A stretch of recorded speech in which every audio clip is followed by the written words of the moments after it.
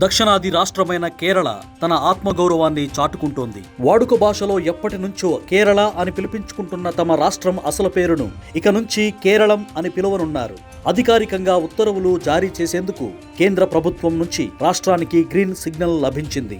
మలయాళీయులకు తమ రాష్ట్రం అంటే కేవలం ఒక ప్రాంతం కాదు, అది ఒక సంస్కృతి. మలయాళంలో వారు ఎప్పుడూ కేరళం అని అంటారు, కానీ రాజ్యాంగంలోని మొదటి షెడ్యూల్ ప్రకారం అది కేరళగా నమోదై ఉంది. బ్రిటిష్ పాలకులు తమ ఉచ్చారణ సౌలభ్యం కోసం కేరళంలోని చివర ఉండే అక్షరాన్ని తొలగించి కేరళగా మార్చారు. 1956లో భాషా ప్రయుక్త రాష్ట్రాలు ఏర్పాటైనప్పుడు కూడా అదే పేరును కొనసాగించారు. ఇప్పుడు ఆ పొరపాటును సరిదిద్ది తమ మాతృభాషలోని అసలు పేరును పునరుద్ధరించాలని కేరళ ప్రభుత్వం పట్టుబట్టింది. సాధారణంగా పేరు మార్పు వ్యవహారాల్లో రాజకీయ పార్టీల మధ్య భేదాభిప్రాయాలు ఉంటాయి, కానీ కేరళం విషయంలో అది కనిపించలేదు. అందరూ కలిసిపోయారు. ముఖ్యమంత్రి పినరయి విజయన్ 2023లోనే అసెంబ్లీలో ఏకగ్రీవ తీర్మానాన్ని ఆమోదించారు. కేంద్రంలోని బీజేపీ ప్రభుత్వం, రాష్ట్ర బీజేపీ నేత రాజీవ్ చంద్రశేఖర్ కూడా ఈ మార్పును సమర్థించారు. వారి సంస్కృతిని కాపాడుకోవడానికి పార్టీలకు అతీతంగా అందరూ ఒక్కటయ్యారు. కేంద్ర కేబినెట్ ఆమోదం లభించిన తర్వాత రాజ్యాంగంలోని ఆర్టికల్ 3 ప్రకారం